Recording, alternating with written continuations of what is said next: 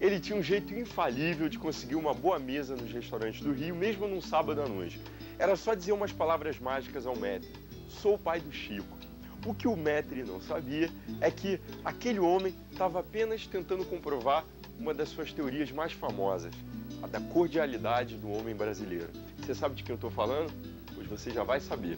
Bem, essa aqui é a biblioteca que pertenceu ao nosso homenageado e aqui estão alguns objetos pessoais cedidos pela família à Unicamp. O pai do Chico era ninguém menos do que um dos maiores intelectuais do Brasil. Adivinhou? Estamos falando de Sérgio Buarque de Holanda, que é o nosso personagem de hoje, da série do Globo Ciência dedicada a grandes cientistas do Brasil.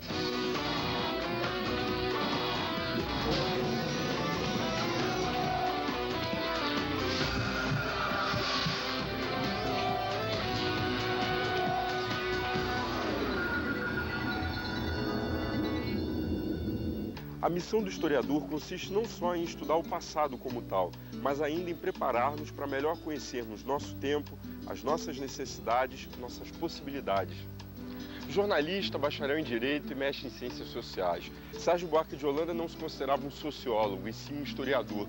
Ele era um dos explicadores do Brasil, juntamente com Caio Prado Júnior e Gilberto Freire. Alguém que, através da sua obra, procurou mostrar o Brasil aos próprios brasileiros.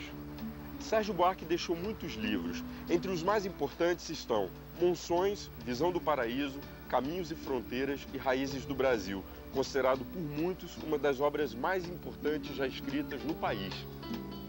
A gente vai conversar com a professora Maria Odila Leite da Silva Dias. Ela é professora titular de História do Brasil da USP e professora associada da PUC de São Paulo, mestre e doutora em História Social. Maria Odila, você conviveu muito com Sérgio Buarque de Holanda. Como é que ele era? Eu conheci numa situação muito engraçada. Foi no saguão ali do quarto andar da Maria Antônia, onde funcionava a Faculdade de Filosofia, e ele estava defendendo a tese dele de catedrático. E vestido com uma beca preta, comprida, com uma fachona azul, etc.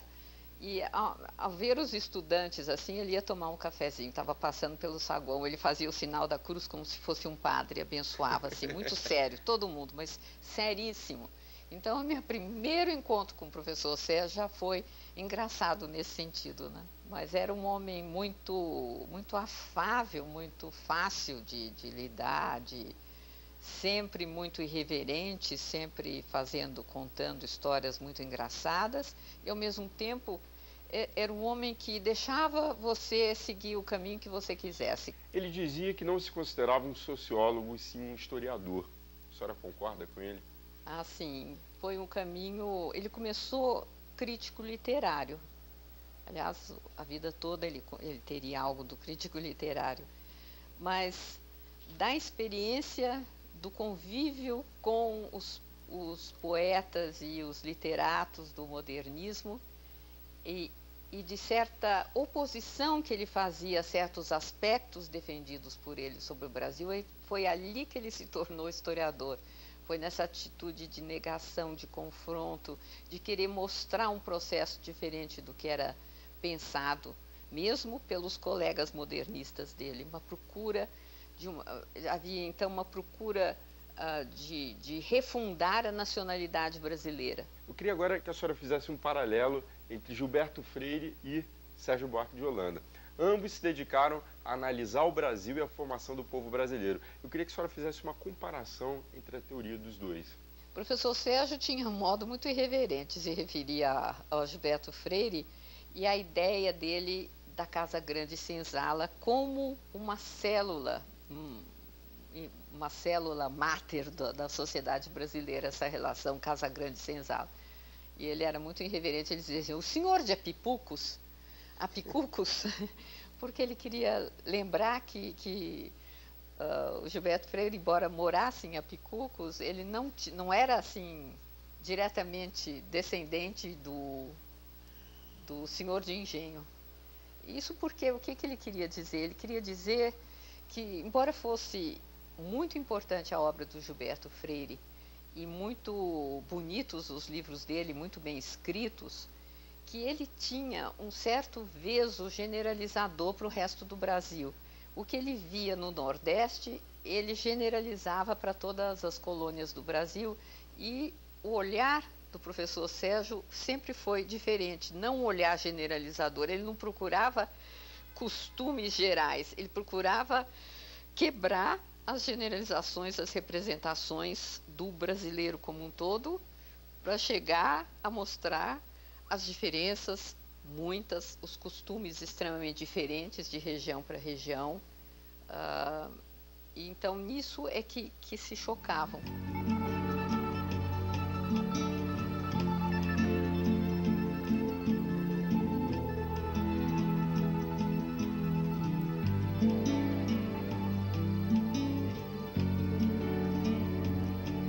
Chico Buarque, Miúcha, Cristina, Ana de Holanda, Bebel Gilberto. Heloísa, a irmã mais velha, ensinou o Chico a tocar violão. Os representantes de Sérgio Buarque de Holanda estão entre os melhores representantes da música brasileira. A quem eles saíram, hein? Segundo a mãe e a avó, Maria Amélia, o sentido musical da família veio de Sérgio. Ele estudou piano e aos 9 anos compôs uma valsa chamada Vitória Régia, que foi publicada na revista Tico Tico. Eu estou na casa da matriarca da família, Dona Maria Amélia, esposa de Sérgio Buarque de Holanda, e eu vou conversar com os descendentes dele, a filha, Ana de Holanda, e o neto, Zeca. Afinal de contas, seu pai era melhor músico ou historiador? Historiador, né? Ana, como é que era o seu pai em família, né? Como é que era o Sérgio Buarque de Holanda, pai? Ele era completamente irreverente, ele não tinha regra nenhuma, a organização era toda da minha mãe. E ele fazia a desorganização da vida, da casa, né? Enfim, ele gostava de contar histórias, puxava a gente para contar histórias, gostava de saber fofocas, queria saber a fofoca de todo mundo, quem estava namorando quem, até dos nossos amigos ele tinha que saber. Ele era muito alegre e irreverente. Ele era muito brincalhão em casa. Ah, era. Não, ele assim, a hora do trabalho era seríssimo, não podia fazer barulho, o papai estava trabalhando, então tinha um rigor na hora do trabalho. Agora, quando ele descia, ele começava a falar besteira, falar coisas sem sentido para ver como a gente reagia. Então, ele fazia muita brincadeira, assim, mesmo para deixar as pessoas meio desconcertadas, assim, mesmo quando ia a gente falar com ele, gente mais formal, ele tinha sempre uma brincadeira para quebrar a formalidade, então ele gostava um pouco de ver a reação das pessoas. Ele é a pessoa menos formal do mundo, mas muito sério no trabalho. Por que ele se apresentava como o pai do Chico, hein? Era esse lado dele, de gostar de tirar um pouco esse peso que às vezes o pessoal da área mais acadêmica tem de se posar, né, de intelectual, de uma coisa superior. O papai gostava um pouco de quebrar isso. Me conta uma coisa, por que vocês o chamavam de Papioto? Bom, isso mamãe que sabe. Eu acho que a mãe de Sérgio chamava a avó de mamãe outra. E daí começou a mamãe outra, mas seu pai achou engraçada aquela história de chamar mamãe outra, papai outro, e organizou para isso. E o Papioto seria papai outro? É, papai outro. E você, Zeca? Embora você tenha convivido pouco com seu avô, você ouviu muitos relatos, leu as obras dele. Qual foi a maior lição que ele deixou para você? Desconfiar sempre das soluções mágicas. Então, pensar sempre em processo. Não tem uma solução mágica que vai chegar. Não é educação só, não é... Enfim, não existe uma solução mágica que vai resolver os problemas do Brasil. Então, é esse pensamento amplo. E tem uma coisa que o Antônio Cândido fala, que tem um texto belíssimo sobre ele, que é uma noção de radicalismo nele, que eu acho muito importante também.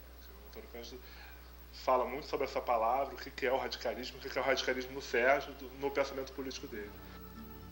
E aí, gostou?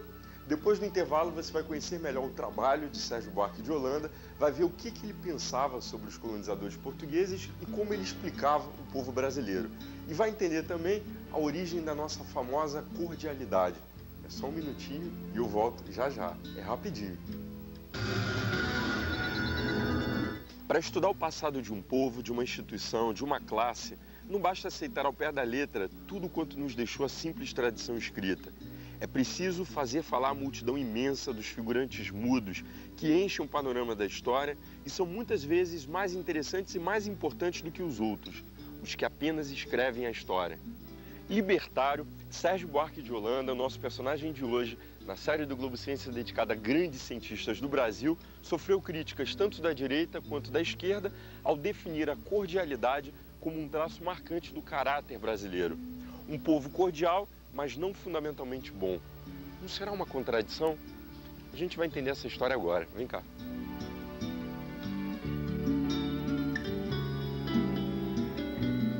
Eu vou conversar com o professor Edgar Salvadores de Deca. Ele é doutor em História Social e vice-reitor aqui da Unicamp. Afinal de contas, o que é o homem cordial de Sérgio Buarque de Holanda? O homem cordial, de uma maneira muito sintética, nós poderíamos definir como um homem que seria incapaz de discernir a esfera pública da esfera privada. Dilema grave para a sociedade brasileira, talvez um dos maiores legados da cultura ibérica que se instalou na América, é essa personagem que foi produzida num território americano que é incapaz de constituir regras que são universais e que sejam válidas para todos sob o prisma da igualdade e da equidade das leis e o distanciamento entre a esfera de foro íntimo, privada, de interesses pessoais, e a esfera pública, onde vige o conceito de cidadania. Um povo cordial, mas não fundamentalmente bom. Explica essa frase para a gente. Veja a raiz do termo homem cordial. Cordial vem de coração, core, do latim. E essa é a razão da grande confusão, porque o coração é sempre associado à bondade. Então, o homem cordial, quando Sérgio Buarque fez a definição, todo mundo associou como vinha de... Ninguém entendeu o que Sérgio queria com o coração. Coração significa um homem que é movido por sentimentos para Sérgio Buarque. Não é movido pela razão, pelas ideias, pelo equilíbrio, mas é um homem apaixonado que, de uma certa maneira, é descontrolado. Então, o core, o cordial para ele, tanto pode ser um homem profundamente benévolo, como também um homem muito mau, porque ele age segundo o seu coração, e segundo as suas emoções e a sua paixão. Sérgio sofreu críticas tanto da direita quanto da esquerda. Por quê? Bom, fundamentalmente porque a cordialidade, como foi entendida como algo sinônimo de bom, flácido e de uma certa maneira, benevolente, na década de 30 do século passado, o período da ascensão dos fascismos, e o integralismo brasileiro teve um papel importante no pensamento de direita no Brasil, o homem cordial era visto como um homem fraco, quando o nacionalismo vaguista precisava de um homem destemido, corajoso, desbravador.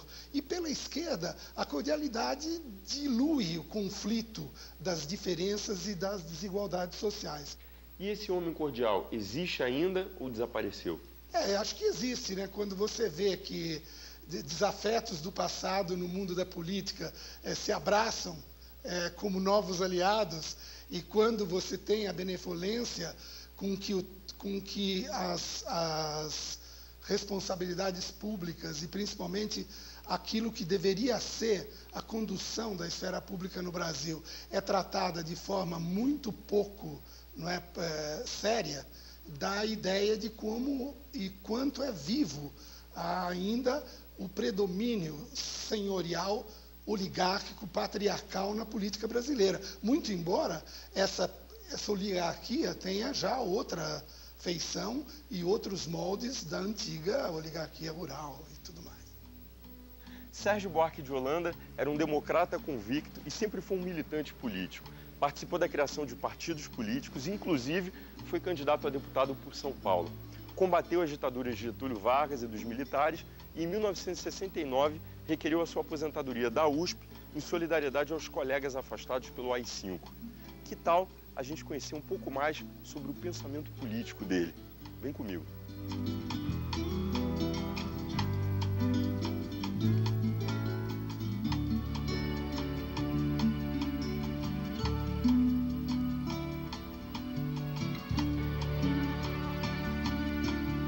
Vou conversar com o Luciano Figueiredo. Ele é professor associado da Universidade Federal Fluminense, a UF, na cadeira de História, e e também é editor da Revista de História da Biblioteca Nacional. Sérgio Buarque de Holanda dizia que tanto os colonizadores portugueses quanto os espanhóis eram amantes do personalismo, chegando às raias da anarquia, avessos a instituições solidárias. Como é que ele chegou a essa conclusão? Olha, pesquisando muito o processo de colonização dos portugueses no Brasil. O que o Sérgio faz, sobretudo no seu livro mais fundamental e fundador, Raízes do Brasil, foi justamente investigar o caráter desse colono que avança sobre as terras tropicais, onde o Sérgio vai buscar a natureza desse colono, ou vai buscar o caráter, né, desse conquistador das terras, procurando valorizar os aspectos da cobiça, da busca do interesse privado, da dificuldade de estabelecimento de laços associativos e da defesa de objetivos comunitários, de objetivos comuns. Sérgio denuncia a colonização como um processo de expoliação de riquezas e de formação de um povo. Esse personalismo, né, que é uma característica dos países ibéricos, Portugal e Espanha, e também dos brasileiros.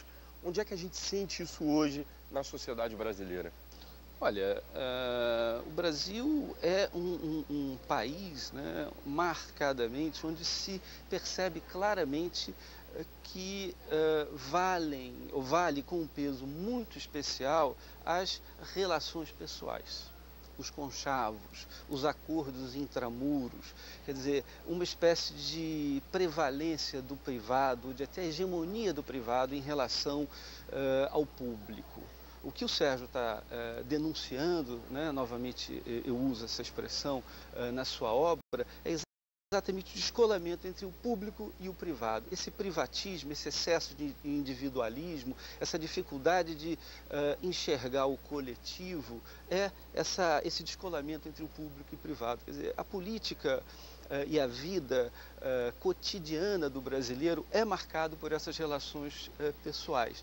Quer dizer, a família é o lugar desse sujeito se encontrar em paz, dele se encontrar em harmonia. O mundo público é um mundo que assusta, é um mundo onde as pessoas se sentem expostas. O que se passa no Brasil é que você, e o Sérgio está falando isso o tempo todo, você migra essas relações pessoais para o campo do público. É uma linha tênue, né, entre público e privado. É uma linha extremamente tênue, mas extremamente também deletéria também, porque ela confunde o que é interesse pessoal, o que é interesse privado, com o que é o debate público, com o que é a necessidade, o que se relaciona com a necessidade de você estabelecer o bem comum. Ele dizia que a democracia no Brasil sempre foi um lamentável mal-entendido. Por quê? A democracia como uma política de massa, como uma ação livre de partidos, como uma estrutura capaz de mobilizar ações coletivas de grupos sociais,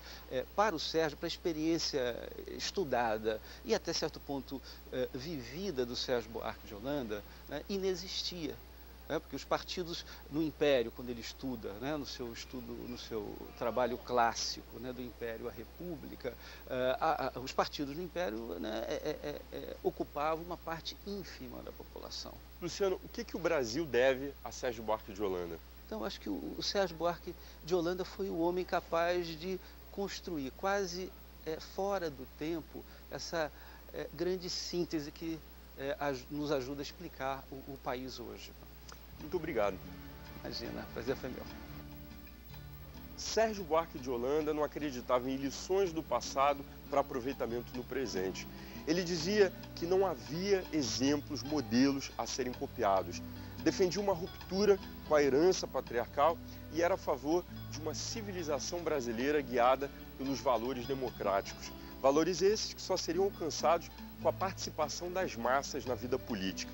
Ele morreu em 1982, sonhando que um dia o povo seria o protagonista maior dos novos tempos. A gente fica por aqui e até a próxima. Tchau!